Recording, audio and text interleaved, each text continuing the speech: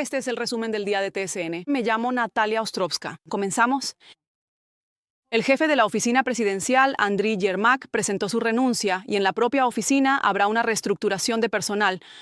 Así lo declaró el presidente Zelensky en su mensaje especial. El decreto sobre la destitución de Yermak ya ha sido publicado en la página web del presidente. Zelensky agradeció a Yermak por su posición patriótica en el proceso de negociaciones, pero añadió que aceptó su renuncia para evitar rumores y especulaciones. Ucrania estará representada en las negociaciones con Estados Unidos sobre el acuerdo de paz por el jefe del Estado Mayor, el secretario del Consejo de Seguridad Nacional y Defensa, empleados del Ministerio de Asuntos Exteriores y de Inteligencia, dijo Zelensky.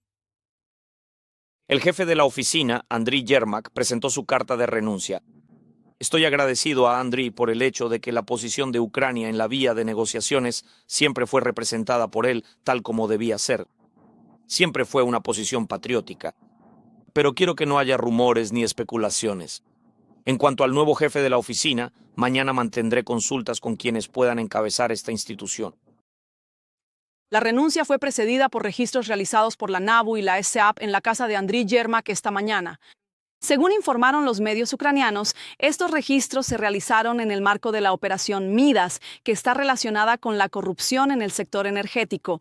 Según la investigación, los participantes del esquema lograron blanquear $100 millones. A principios de noviembre, la NABU publicó grabaciones de conversaciones de los implicados con nombres en clave, sospechando la implicación en el caso de los empresarios Timur Mindich y Oleksandr Zuckerman.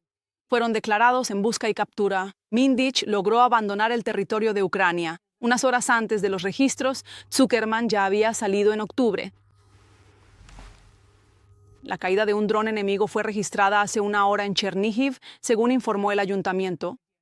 Las explosiones en medio de la alerta aérea también se escucharon en la región de Khmelnytsky. Las consecuencias del ataque aún se están aclarando. 2 personas murieron como resultado de los bombardeos en la región de Dnipropetrovsk y otras 2 resultaron heridas. El enemigo atacó el distrito de Senelev con bombas aéreas y drones.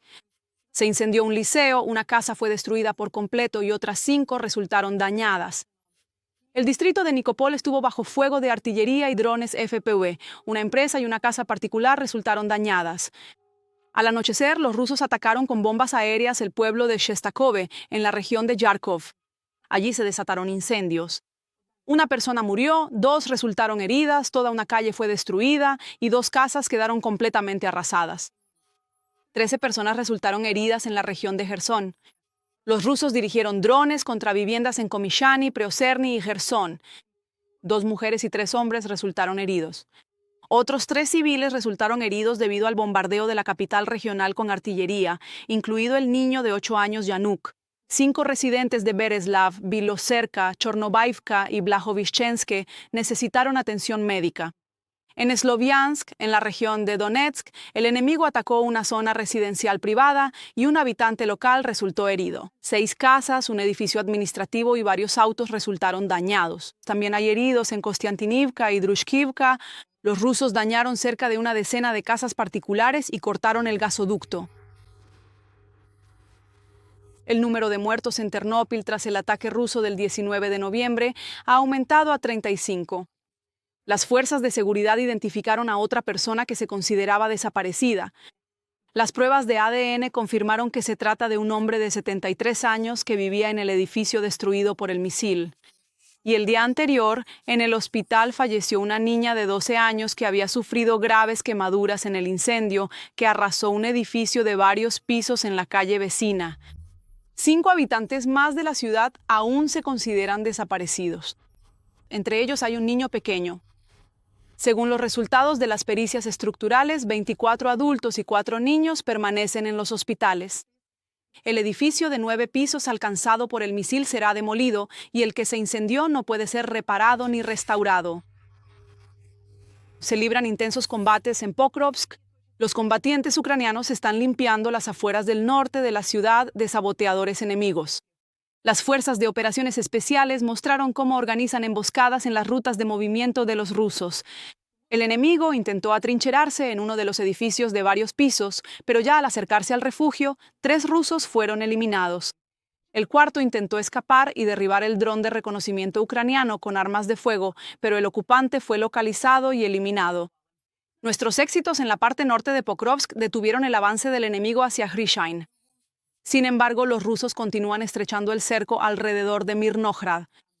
Ya se han registrado intentos de pequeños grupos enemigos de infiltrarse en la ciudad, pero hasta ahora han sido infructuosos. También se logró estabilizar la situación alrededor de Juliápole, que el enemigo también intenta ocupar. Vovchansk también resiste. Los rusos han informado repetidamente sobre la captura de la ciudad. En medio año de ataques ininterrumpidos, los terroristas rusos han convertido la ciudad en ruinas.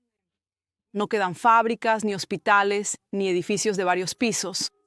Los combatientes de la 57ª Brigada y las unidades adyacentes mantienen sus posiciones. En total, durante el último día se registraron 247 enfrentamientos. Al sector del frente Pokrovsk-Mirnograd, los rusos trasladaron reservas y aumentaron significativamente la presión. Sin embargo, los guerreros ucranianos no permiten a los rusistas tomar completamente ni Pokrovsk ni Mirnograd, e incluso llevan a cabo contraataques locales. Como los infantes de marina ucranianos, con la ayuda de complejos robóticos terrestres, organizan el suministro de municiones, comida y agua en la línea del frente, así como la evacuación de heridos y los cuerpos de sus compañeros caídos. Véanlo en el reportaje del corresponsal de TSN, Oleksandr Motorny. Y durante el reportaje verán un código QR. Esa recaudación es específicamente para equipar a la compañía del Batallón de Sistemas No Tripulados Corsar de la 38ª Brigada de Infantería de Marina Ucraniana. Su ayuda es muy necesaria para nuestros defensores.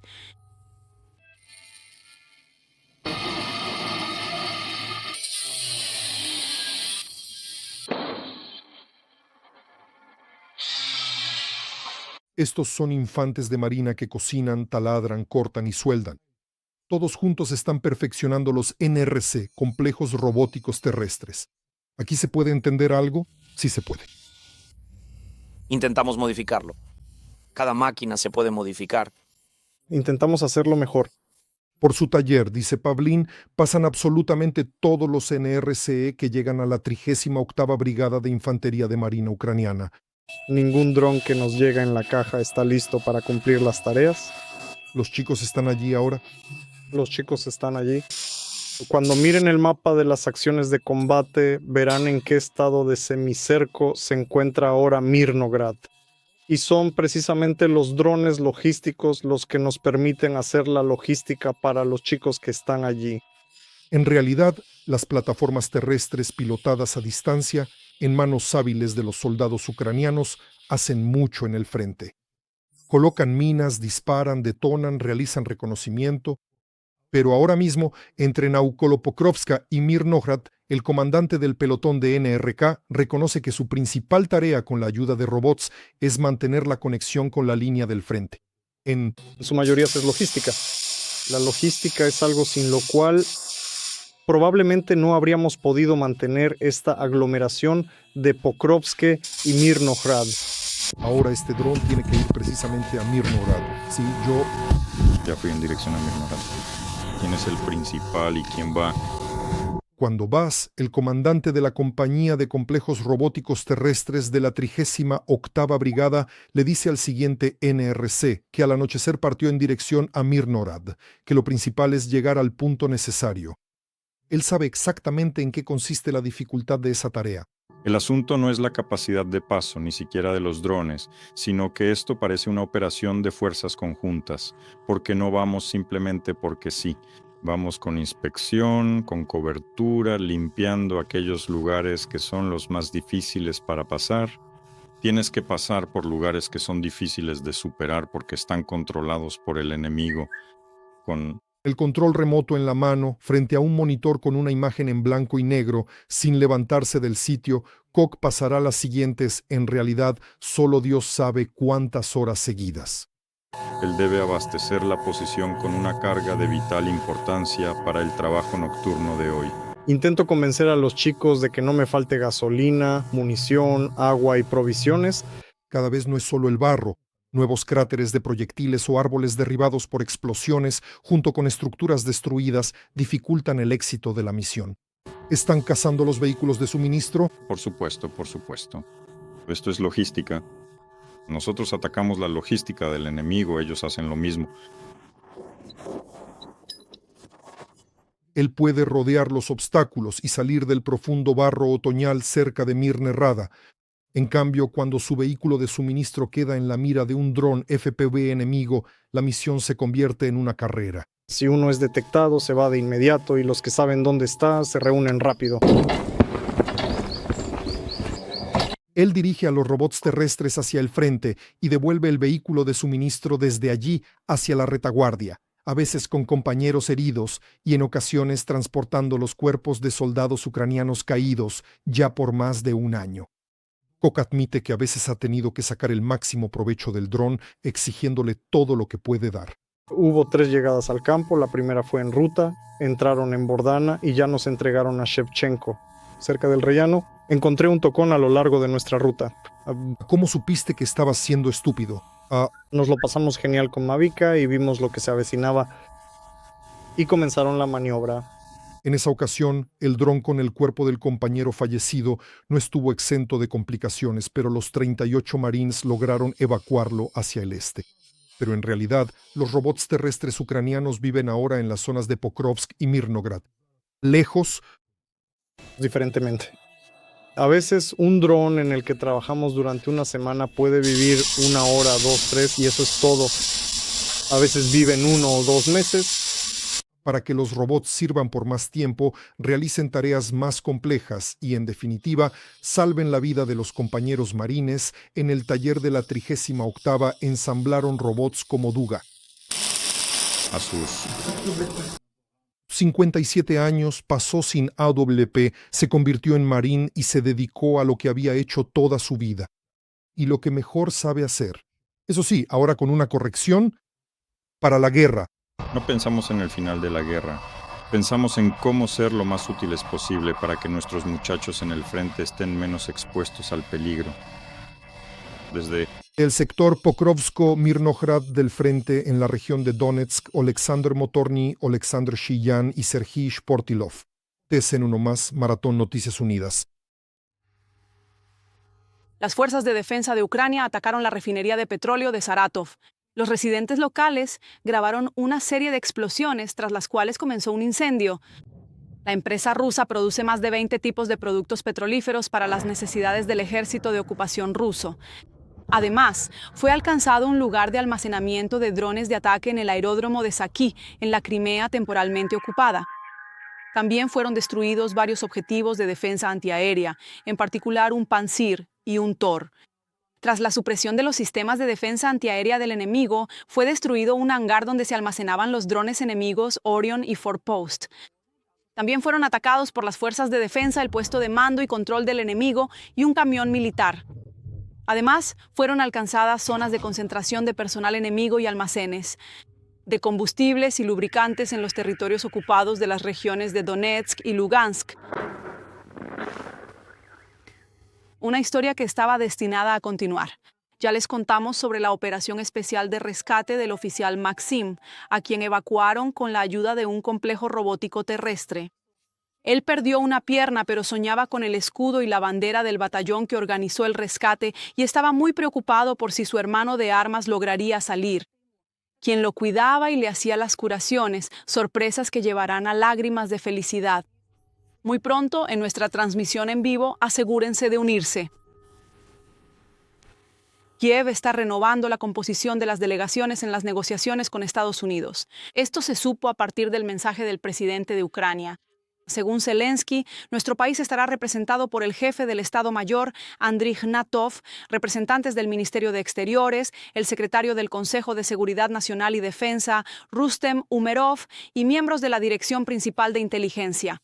En Estados Unidos, nuestra corresponsal especial, Olga Koshelenko, sigue los acontecimientos. Ella está con nosotros en directo. Hola, Olga. Por favor, cuéntanos cómo han reaccionado ya en Estados Unidos al hecho de que Andriy Yermak haya presentado su carta de renuncia.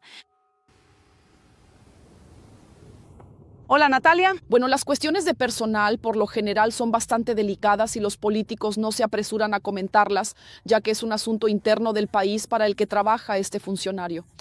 Pero puedo decir que ya por la mañana, cuando se supo sobre los registros en la vivienda de Andriy Yermak, por ejemplo, el republicano Don Bacon escribió lo siguiente en su red X. En Ucrania funcionan organismos judiciales y de orden independientes. En Rusia eso no ocurre. Allí arrojan a la gente por las ventanas de los edificios de varios pisos. La prensa estadounidense también reacciona a estos hechos, pero presta atención a ciertos detalles. Por ejemplo, NBC News escribe que el alto funcionario ucraniano Yermak, quien participó activamente en las negociaciones de paz, el viernes se vio envuelto en un sonado escándalo de corrupción. Y esto amenaza con debilitar aún más la posición del presidente Volodymyr Zelensky en un momento crítico de las negociaciones para poner fin a la guerra con Rusia, según NBC. CBS, por su parte, también menciona a los exsubordinados de Yermak. Escriben lo siguiente: 2 exsubordinados de Yermak, Oleg Tatarov y Rostislav Shurma, abandonaron el gobierno en 2024 después de que los organismos de control realizaran una investigación sobre sus irregularidades financieras, mientras que un tercer adjunto, Andriy Smirnov, fue objeto de una investigación por sobornos y otros abusos, pero aún sigue trabajando para Yermak. Así es como reaccionan los medios estadounidenses. Por ahora, teniendo en cuenta que hoy es día festivo en Estados Unidos, todavía no hay muchas reacciones, pero también quiero mencionar otro material. Un artículo en la publicación Político de junio de este año que estaba dedicado específicamente a la figura de Andriy Yermak. Y este artículo demuestra que Yermak no era el favorito. En Washington, los periodistas en ese momento, según afirman, entrevistaron a 14 fuentes, entre ellas legisladores, sus asistentes y miembros de la administración Trump. Y todos ellos se expresaron de manera bastante crítica. En particular, llamaron a Yermak un irritante bipartidista que frustra a sus interlocutores en Washington, una persona que carece de comprensión de la política estadounidense, demasiado pretencioso, y también señalaron que sus visitas a Estados Unidos carecían de una agenda clara e incluso expresaron dudas sobre cuán adecuadamente transmitía la información de y hacia Zelensky. Olya, si hablamos de las negociaciones de paz que en las últimas semanas se han reactivado con nueva fuerza, ¿qué hay de ellas? ¿En qué etapa se encuentran? Se espera una nueva ronda de negociaciones de paz en Kiev. El ministro del Ejército de Tierra de Estados Unidos, Dan Driscoll, quien al parecer ha reemplazado en esta dirección al representante especial en Ucrania, Keith Kellogg, tiene previsto llegar a Kiev antes de que termine esta semana, como se sabe. Uno de los temas más problemáticos sigue siendo el llamado intercambio de territorios, o más precisamente, la exigencia de ceder a Rusia la parte no ocupada de Donetsk. Esta semana, Donald Trump volvió a la tesis de que, de todos modos, en unos meses, según él, Rusia podrá apoderarse de esos territorios y añadió lo siguiente: ¿quieren perder otros 60 o 50 mil personas o hacer algo ahora? Esa fue una cita. La salida voluntaria de los propios territorios es esa línea roja más marcada, que el presidente de Ucrania no está dispuesto a cruzar, pero parece que precisamente a esto lo va a empujar Driscoll. The Telegraph escribe que la próxima semana no solo viajará a Moscú el representante especial de Trump, Stephen Witkoff, sino también su yerno, el yerno de Trump, Jared Kushner, quien anteriormente participó en negociaciones en Oriente Medio. Según la publicación, los estadounidenses llevarán a Putin una propuesta: el reconocimiento oficial por parte de Estados Unidos de los territorios ocupados, incluido Crimea, a cambio de un acuerdo de paz. Trump ya había sugerido anteriormente que Jared Kushner podría unirse a Witkoff en este viaje, pero ¿significa esto que la confianza del presidente en Witkoff ha disminuido, especialmente después de que Bloomberg publicara las transcripciones de las negociaciones en las que Witkoff abiertamente favorece a Rusia? Recuerdo que el propio Trump se pronunció públicamente al respecto y dijo que no veía ningún problema en ese estilo de negociación porque, según él, todos los negociadores lo hacen. Pero la reacción de los republicanos en el Congreso no es tan tranquila. Varios congresistas del Partido Republicano condenaron públicamente el trabajo de Witkoff y en el Congreso, según dicen, incluso hay interés en su destitución. Además, los republicanos en el Congreso ya cuentan con una mayoría muy reducida, como para que el presidente pueda permitirse ignorar la opinión de sus compañeros de partido. Para quienes se oponen a la invasión rusa y desean ver a Ucrania como un país soberano y democrático, es evidente que Witkoff apoya completamente a los rusos. ¿No se le puede confiar la conducción de estas negociaciones? ¿Acaso un agente ruso asalariado habría hecho menos que él? Debe ser destituido. Esto es un problema serio, y es una de las muchas razones por las que estos absurdos espectáculos tras bambalinas y reuniones secretas deben terminar. Permitan que el secretario de Estado Marco Rubio haga su trabajo de manera honesta y objetiva. Voy a explicar un poco este último tuit de Brian Fitzpatrick sobre que este trabajo debe ser entregado al secretario de Estado Marco Rubio. Después de la aparición de este llamado plan de 28 puntos, que según las declaraciones de los senadores estadounidenses y las grabaciones de llamadas telefónicas en Bloomberg, fue una invención puramente rusa, que Vitkov simplemente transmitió a la Casa Blanca, y Rubio, según afirmaban los senadores, no supo de este plan hasta el último momento. En los medios estadounidenses empezaron a aparecer materiales sobre una división en la administración de Donald Trump en torno a la cuestión de Ucrania. Por cierto, un artículo sobre este tema también fue publicado en el británico The Telegraph, y en el estadounidense NBC News escribieron lo siguiente. Un grupo, que incluye a Vance, el representante especial Steve Witkoff y otros funcionarios, considera a Ucrania como el principal obstáculo para la paz y aboga por utilizar la influencia de Estados Unidos para obligar a Kiev a hacer concesiones significativas, según afirman varios funcionarios actuales y anteriores. El otro grupo, representado por Rubio y otros funcionarios, considera que Rusia es responsable de haber iniciado una invasión no provocada en el territorio de su vecino y afirma que Moscú solo cederá cuando pague el precio de su agresión a través de sanciones y otros tipos de presión. Cabe destacar que tanto Rubio como Vance respondieron en la red X a estos materiales, negándolos. Rubio incluso calificó estos materiales como 100% falsos. Sin embargo, demasiados factores indican que, al parecer, los periodistas tienen razón. En última instancia, fueron los esfuerzos de Rubio los que hicieron que el plan de 28 puntos, negociado en Ginebra, fuera más aceptable para Ucrania de lo que había sido antes. Natalia, gracias Olya, nuestra corresponsal especial desde EE.U.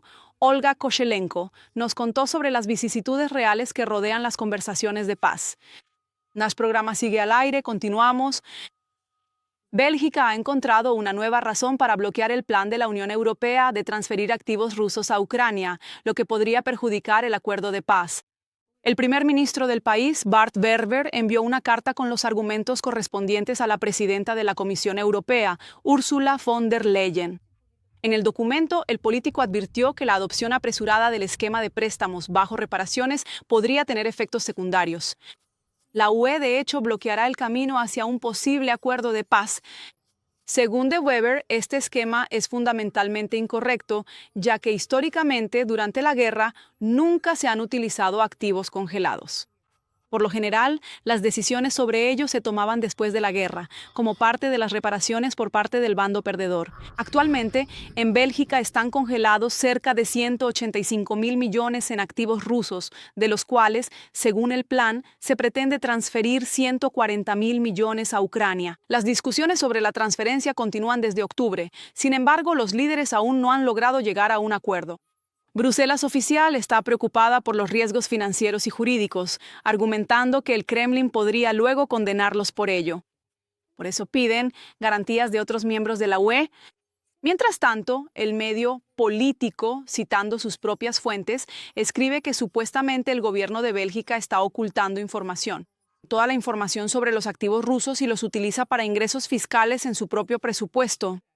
Y esto constituye una violación de la obligación internacional que exige revelar información sobre lo que hacen con estos fondos. En una entrevista exclusiva para TSN, la jefa de la diplomacia europea, Kaja Kallas, contó que están preparando una propuesta legal para tranquilizar a las autoridades belgas y permitir el uso de los activos rusos el próximo año. La aprobación final se espera en la cumbre de la UE, 18 a 19 de diciembre. El trabajo sobre el préstamo para las reparaciones continúa. La comisión propuso documentos con diferentes opciones, donde había varios enfoques, pero sin duda el préstamo para las reparaciones es la opción más viable para avanzar y realmente financiar las necesidades que tiene Ucrania. Por supuesto, esto requiere un trabajo cuidadoso a nivel legislativo para abordar realmente todas las cuestiones y riesgos legales.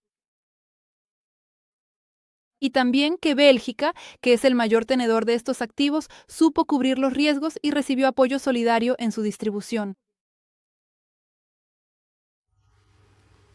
de Minosintra. El ucraniano Serhiy Kuznetsov fue extraditado de Italia a Alemania.